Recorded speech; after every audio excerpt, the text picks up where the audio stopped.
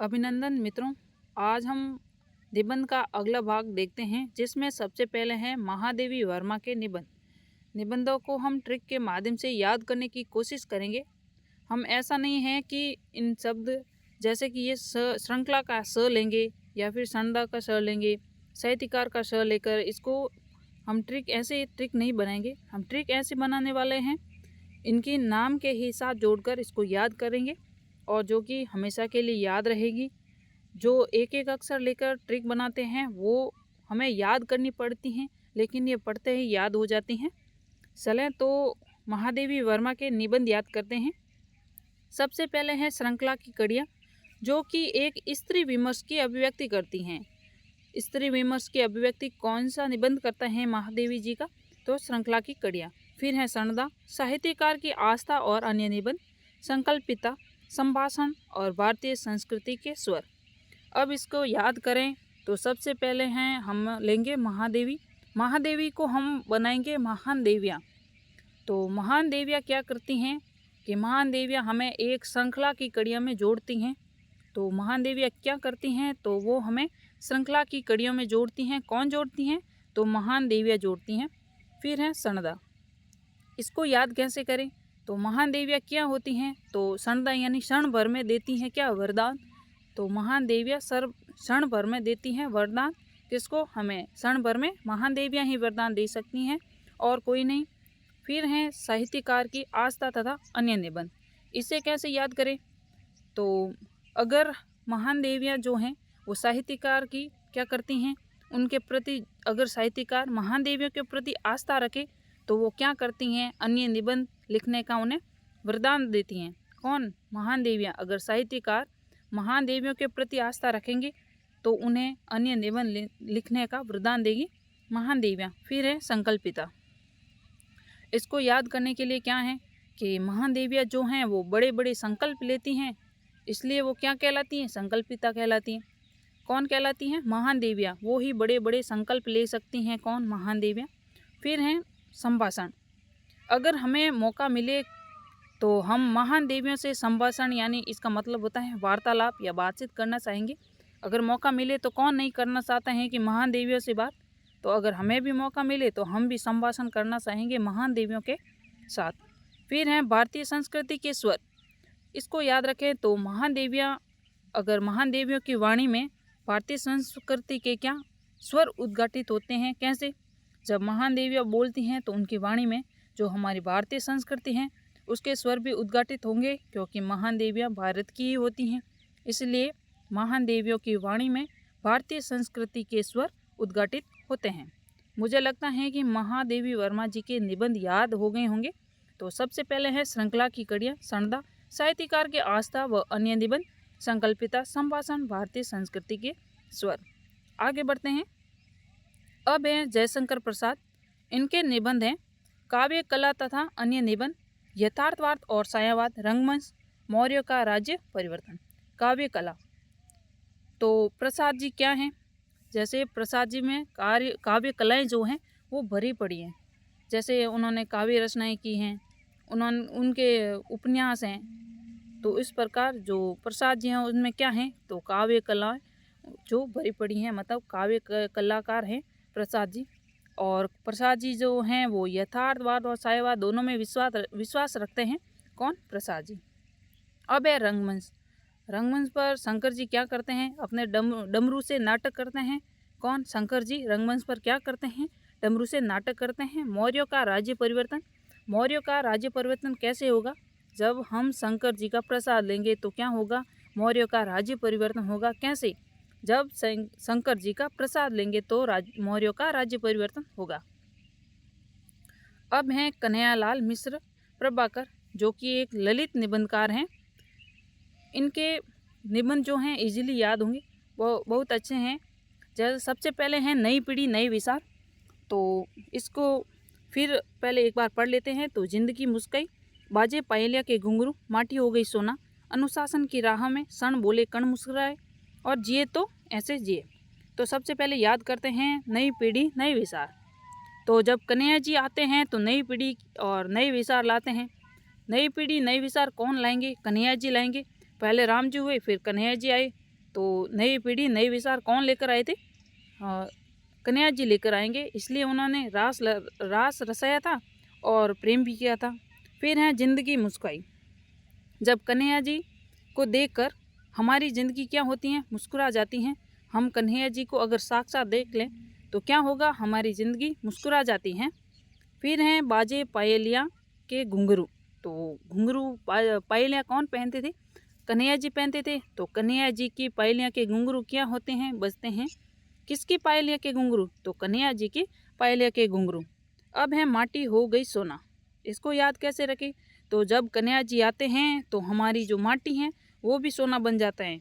या फिर अगर कन्हैया जी हमारे घर में आंगन में आते हैं तो हमारा घर माटी से सोना बन जाता है। तो माटी हो गई सोना। फिर है अनुशासन की राह। कन्हैया जी क्या कहते हैं कि अनुशासन की राह पर चलो। किसने कहा? कन्हैया जी ने कहा कि अनुशासन की राह पर चलो और माँ से प्रेम लुटाओ। किसने कहा? कन्हैया जी ने कहा। फिर है क्षण बोले कर्ण मुस्कुराए। इसको याद कैसे करें? तो कन्हैया जी क्या करते हैं, एक क्षण बोलते हैं और कण कण में मुस्कुराते हैं। कौन? कन्हैया जी जो हैं एक क्षण में बोले और कण कण में मुस्कुराए। कौन? कन्हैया जी। अब हैं जिए तो ऐसे जिए। कैसे जिए? तो जीना हो तो कन्हैया जी की तरह ही जीना है, यानी रास रचना है, प्रेम करना है। तो जिए तो ऐसे जिए, किसकी तरह? कन्हैया जी की तरह। ठीक है, अब आगे बढ़ते हैं। आगे हैं हरिवंश राय बच्चन। हरिवंश राय बच्चन, इनके 2 निबंध हैं जो महत्वपूर्ण हैं और एग्जाम में आए हुए हैं। तो सबसे पहले है नए पुराने झरोखे। नए पुराने झरोखे और टूटी हुई कड़ियाँ। इसको याद रखें तो हरि और वंश लेंगे। तो क्या है कि हरि के वंश में क्या है, नए पुराने झरोखे हैं। हरि जैसे कि भगवान का ही कोई वंश है तो उसमें क्या है, हरि हैं, उनका वंश है। नए पुराने यानी उनके वंश में राजा आते रहते हैं तो कोई नए बनाते हैं झरोखे, तो कोई पुराने रखते हैं। तो इसलिए हरिवंश राय बच्चन के क्या हैं, नए पुराने झरोखे हैं। फिर हैं टूटी सूटी कड़ियाँ। इसको याद रखें तो हरि का वंश है, इसलिए कोई राजा मर जाता है तो टूटी सूटी कड़ियाँ क्या है, टूट जाती हैं बीच में से, इसलिए टूटी सूटी कड़ियाँ। हरिवंश राय बच्चन। अब है वासुदेव अग्रवाल। इनका है निबंध पृथ्वीपुत्र, वाग्धारा, कला और संस्कृति, राष्ट्र का स्वरूप, मातृभूमि और वेद विद्या। इसको याद कैसे रखें?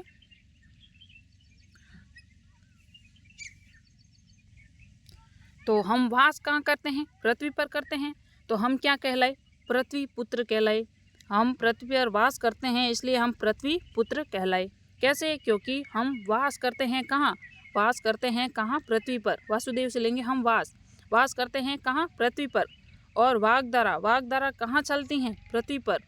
तो इसको याद करें तो वासुदेव के चरणों में क्या बहती हैं? वाग्धारा बहती हैं, क्योंकि वासुदेव यानी कृष्ण जी, उनकी वाणी कैसी थी? अच्छी वाणी थी, इसलिए सब लोग उनको सुनते थे। इसलिए वासुदेव के चरणों में क्या बहती हैं? वाग्धारा बहती हैं। इसको याद रखना है। अब है कला और संस्कृति। तो वासुदेव के चरणों में क्या होता है? अगर हम वासुदेव के चरणों में रहेंगे तो कला और संस्कृति जो है सबसे आगे रहेगी। कैसे? अगर हम वासुदेव के शरणों में रहते हैं तो यही है कि कला और संस्कृति जो है सबसे आगे रहेगी, उसका विकास होगा। अब है राष्ट्र का स्वरूप। तो सबसे पहले हैं कि वासुदेव के शरणों में ही क्या होगा, हमारे जो राष्ट्र का स्वरूप है यानी भारत का स्वरूप है वो अच्छा रहेगा, वैसा ही रहेगा, खंडित नहीं होगा। तो राष्ट्र का स्वरूप कैसा है? वासुदेव के शरणों में है तो राष्ट्र का स्वरूप अच्छा है। और जहाँ हम वास करते हैं, राष्ट्र का स्वरूप कहाँ है? जैसे कि राष्ट्र का स्वरूप में हम क्या करते हैं? वास करते हैं। अब है मातृभूमि। तो वास कहाँ करते हैं हम? भूमि पर करते हैं। वास कहाँ करते हैं? भूमि पर करते हैं। तो हमारे लिए मातृभूमि है वो हमारे लिए क्या हुई? माँ हुई। और जो कि हम माँ के आंचल में रहते हैं, इसलिए मातृभूमि यानी जहाँ मातृभूमि जहाँ हम वास करते हैं। तो वासुदेव शरण अग्रवाल। फिर है वेद विद्या। वेद विद्या हम कैसे प्राप्त करेंगे? अगर हम वासुदेव के शरणों में रहेंगे। अगर हम वासुदेव के शरणों में रहेंगे तो हम वेद विद्या आसानी से ग्रहण कर पाएंगे। तो वेद विद्या हम कैसे ग्रहण करेंगे? अगर हम वासुदेव के शरणों में रहेंगे तो वेद विद्या आसानी से प्राप्त कर पाएंगे। अब आगे हैं अज्ञेय जी। अज्ञे जी के जो कहानी जो निबंध है इसको क्रम से पूछा जाता है, इसलिए मैंने ये बनाई है ट्रिक।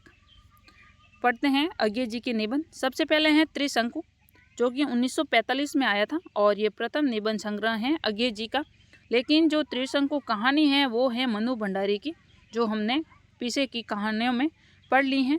जैसे कि मनु के भंडारे में क्या नहीं है, तीन शंकु नहीं है, त्रिशंकु से बनाए थे, तीन शंकु यानी साकू नाइफ।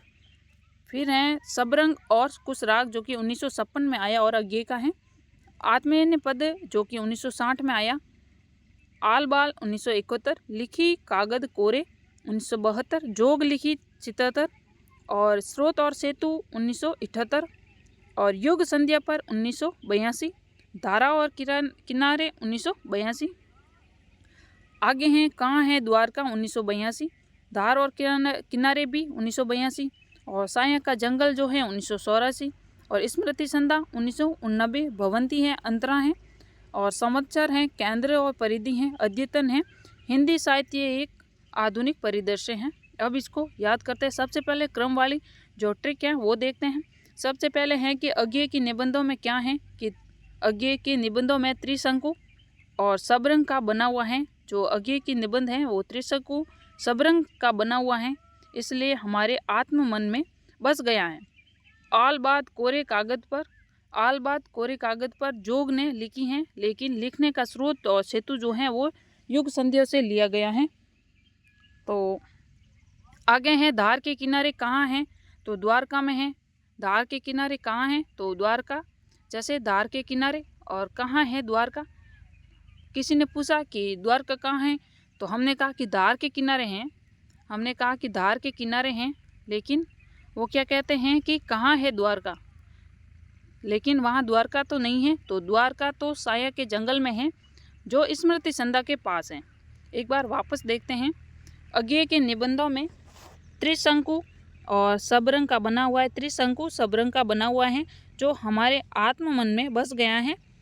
ऑल बात ये है कि ऑल बात यानी सब बात, ऑल बात यहाँ आई ना, ऑल बॉल, तो ऑल बॉल से हम करेंगे ऑल बात यानी सब बात। ऑल बात जो है वो कोरे कागज यानी कोरे कागज पर लिखी गई हैं, पर लिखी किसने है, जोग ने लिखी हैं, तो ये हो गया जोग लिखी। लेकिन लिखने का स्रोत क्या है, ये आगे स्रोत सेतु, तो लिखने का स्रोत क्या है, स्रोत सेतु है कि युग संधियों से लिया गया है। लिखने का स्रोत क्या है, युग संध्या है। जो जोग ने लिखी है स्रोत संध्या, ये स्रोत सेतु कहाँ से लिखी है, तो युग संध्या से लिखी है। और धार के किनारे, ये आगे धार और किनारे कहाँ है, द्वारका। धार के किनारे कहाँ है द्वारका, कोई पूछ रहा है कि धार के किनारे तो द्वारका नहीं है, कि धार के किनारे तो कहाँ है द्वारका, ये कहाँ है द्वारका। और साया के जंगल में है, तो हमने जवाब दिया कि वो तो साया के जंगल में है, द्वारका तो साया के जंगल में है, जो स्मृति संध्या के पास है। यानी साया का जंगल किसका है, स्मृति संध्या का। इसमें हो गया साया का जंगल और स्मृति संध्या। जो त्रिशंकु है ये त्रिशंकु हो गया। फिर है सबरंग और कुछ राग हो गया, और आत्मन से हो गया आत्मपदेन, ऑल बात से हो गया आल बाल, और कोरे कागज से हो गया लिखी कागद कोरे, और जोग से हो गया जोग लिखी, स्रोत और सेतु से हो गया ये स्रोत और सेतु, युग संधियों से हो गया युग संधियों पर, और धार के किनारे यहाँ से हो गया धार और किनारे, कहाँ है द्वारका से हो गया कहाँ है द्वारका, और फिर है साया के जंगल। फिर क्या है, साया के जंगल है, तो साया का जंगल हो गया। स्मृति संध्या का है स्मृति संध्या। ये 2 से 3 बार पढ़ेंगे तो शायद याद हो जाएंगी, क्योंकि इसकी अच्छी ट्रिक बनी नहीं है, बनी तो यही है, आप देख लीजिए। आगे बढ़ते हैं। अज्ञे जी के और निबंध हैं, भवंती है, अंतरा है, संवत्सर है, केंद्र और परिधि है, अद्यतन है। देखते हैं ये कैसे बनती हैं। भवंती से लेंगे हम भवन हमारे लिए क्या है, अज्ञात हैं, यानी अज्ञात हैं, अज्ञेय हैं। अज्ञेय को हम अज्ञात बनाएंगे कि हमारे लिए भवंती क्या है, भवन क्या है, अज्ञेय है। अंतरा से हम कभी नहीं मिले, तो हम ऐसा मान लेते हैं कि वो हमारे लिए क्या है, अंतरा हमारे लिए क्या है, अज्ञेय हैं, यानी हमारे लिए अज्ञात हैं। संवत्सर लेंगे हम, संवत यानी जो 2025 चल रहा है, तो हम लेंगे संवत हम कोई नहीं बोलते हैं, हम 2024 बोलते हैं, लेकिन संवत जो है वो 2080 चल रहा है, लेकिन शायद किसी को पता हो तो संवत हमारे लिए क्या है, अज्ञेय है। केंद्र और परिधि सभी की गणित कमज़ोर होती हैं, तो अभी तक हम ये ज्ञात नहीं कर पाए हैं कि केंद्र और परिधि क्या हैं, तो इसलिए वो हमारे लिए क्या है, अज्ञात है, अज्ञेय है। अद्यतन, अद्यतन यानी आज के बारे में तो हम सब कुछ जानते हैं, वो हमारे लिए अज्ञेय नहीं है, यानी अज्ञात नहीं है, तो आज हमारे लिए अज्ञेय नहीं है, अज्ञात नहीं है। हिंदी साहित्य और एक आधुनिक परिदृश्य, आधुनिक परिदृश्य हम अज्ञेय से ले लेंगे कि अज्ञेय का अ और आधुनिक का आ बन जाएगा, तो यह रिलेट हो जाएगा। अब आगे देखते हैं। अब है हजारी प्रसाद द्विवेदी, पूरा पेज है इनके निबंधों का, तो ट्रिक तो बनी नहीं है, इनके नाम को ही इनके यानी कि हजारी प्रसाद से हम 1000 निकालेंगे और इसको याद करने की कोशिश करते हैं। चले याद करें, एक बार पढ़ने से कुछ नहीं होगा क्योंकि ये एक पूरा पेज है, इसलिए साथ में पढ़ते हैं और साथ में याद करते हैं। सबसे पहले है अशोक का फूल, जो कि 1948 में आया और ये प्रथम निबंध संग्रह है। फिर है कल्पलता, जो कि 1951 में आया, और जो संकल्पिता है हमने पढ़ा है, ये निबंध महादेवी वर्मा का है। फिर है मध्यकालीन धर्म साधना 1952 में, विचार और वितर्क 1954 में, विचार और प्रवाह 1957 में, कुटज 1964 में, आलोक पर्व 1972 में, साहित्य का मर्म और साहित्य सार। अब इसको याद करते हैं। सबसे पहले कि अशोक के फूल, तो क्या है कि हमारे पास 1000 अशोक के फूल हैं। कैसे याद रखेंगे, अशोक के फूल कितने हैं, 1000 हैं, कितने हैं, 1000 अशोक के फूल हैं हमारे पास।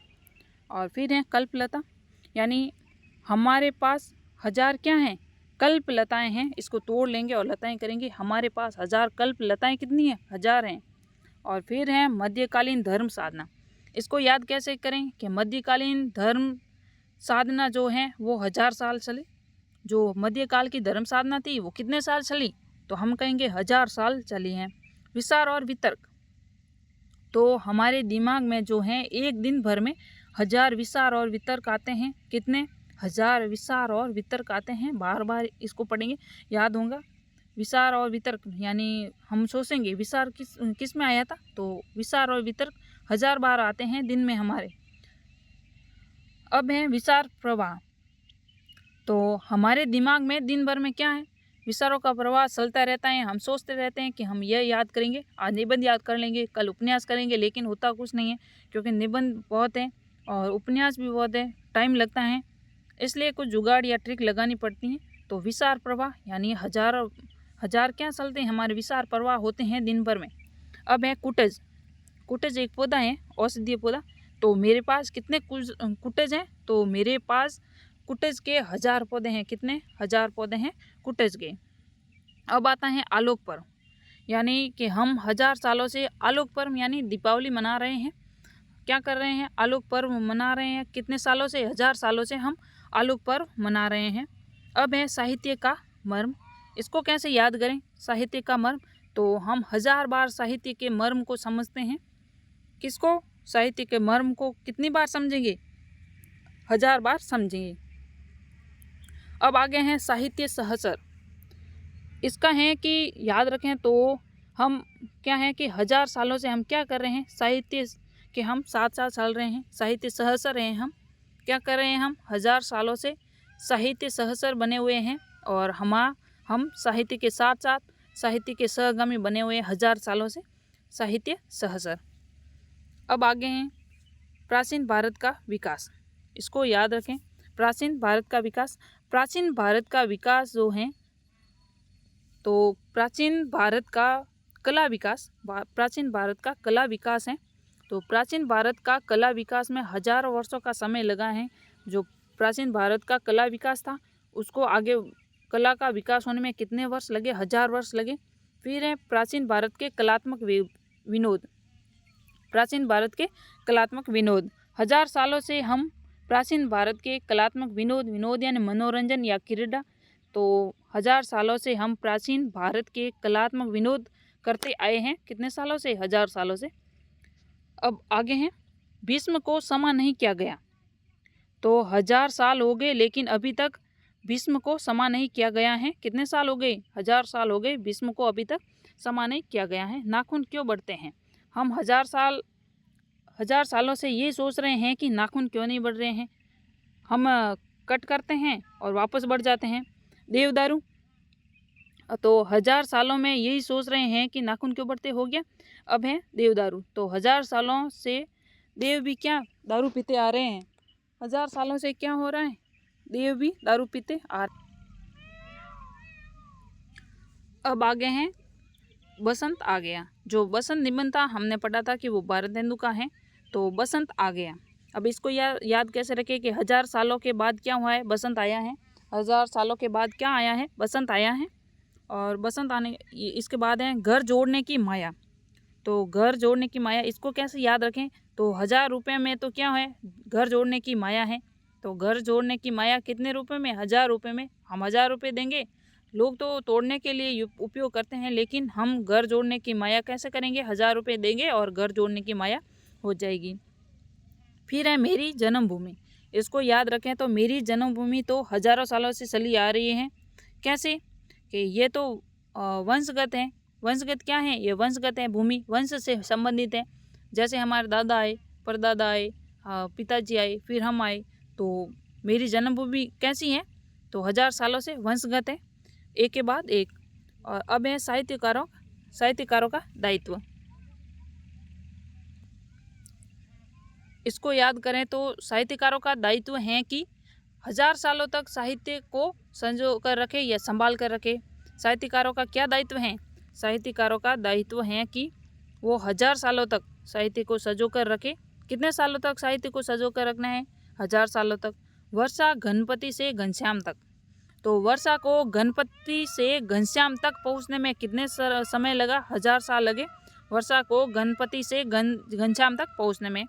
अब हैं कुटज निबंध संग्रह में संकलित हैं ये 3 निबंध। देखते हैं राष्ट्रीय संकट और हमारा दायित्व। इसको याद कैसे रखें, राष्ट्रीय संकट और हमारा दायित्व। तो 1000 सालों से जो राष्ट्रीय संकट आया हुआ है, वो उसमें हमारा दायित्व बनता है कि हम उस संकट से बचें। किसमें, जो राष्ट्रीय संकट आया है तो 1000 सालों का है राष्ट्रीय संकट तो हमारा दायित्व है कि उस 1000 साल के राष्ट्रीय संकट को दूर करें। फिर सोचने की आवश्यकता है। फिर सोचने की आवश्यकता है कि हमारा दायित्व है कि जो 1000 सालों से आदिवासी जीवन जी रहे हैं हम, क्या है कि 1000 सालों से जो हम आदिवासी जीवन जी रहे हैं, तो फिर हमें ये सोचने की आवश्यकता पड़ती है कि ऐसा क्यों है, विकास क्यों नहीं हो रहा है। अब है हिंदी का वर्तमान और भविष्य। बस इतने ही रहे हैं हजारी प्रसाद द्विवेदी जी के। अब है हिंदी का वर्तमान और भविष्य। इसको कैसे याद रखें कि हमारा दायित्व है कि हम हिंदी का वर्तमान व भविष्य 1000 सालों तक संजो कर रखें, संभाल कर रखें। किसका दायित्व, हमारा दायित्व है कि हिंदी का वर्तमान और भविष्य कैसे रखना है, तो 1000 सालों तक संजो कर रखना है हमारे हिंदी को। अब है शिरीष के फूल। तो मेरे पास क्या है, शिरीष के फूल, 1000 शिरीष के फूल हैं। ऊपर पढ़े कि मेरे पास 1000 क्या हैं, अशोक के फूल हैं। अब है वह चला गया, कि हमने 1000 बार बुलाया लेकिन वह चला गया। क्या वह हमने 1000 बार बुलाया लेकिन वह चला गया। अब है समस्याओं का सबसे बड़ा हल। समस्याओं का सबसे बड़ा हल, हिंदी की समस्याओं का सबसे बड़ा हल 1000 साल बाद मिला है। क्या है कि हिंदी की जो समस्याएं थी उनका सबसे बड़ा हल 1000 साल बाद मिला है, इसलिए इसका उपयोग करो। अब है साहित्य का नया कदम। साहित्य का नया कदम, 1000 वर्षों के बाद अब साहित्य का नया कदम बढ़ा है। कितने वर्ष लगे साहित्य के नया कदम बढ़ने में, 1000 वर्ष का समय लगा। अब है साहित्य संस्थाएं क्या कर रही हैं, तो 1000 साल हो गए हैं, ये साहित्यिक संस्थाएं जो हैं वो क्या कर रही हैं। 1000 साल हो गए, ये साहित्यिक संस्थाएं क्या कर रही हैं, हिंदी में सुधार क्यों नहीं हो रहा है। इस प्रकार से अगर हम याद करेंगे तो शायद याद होंगे। मुझे तो ऐसे ही होंगे। अगर आपको याद हो रहे हैं, अगर आपको पसंद आ रहे हैं तो लाइक करें, शेयर करें और सब्सक्राइब ज़रूर करें। अगर पसंद आए तो कमेंट भी कर दीजिए कि किस प्रकार की वीडियो चाहिए। धन्यवाद।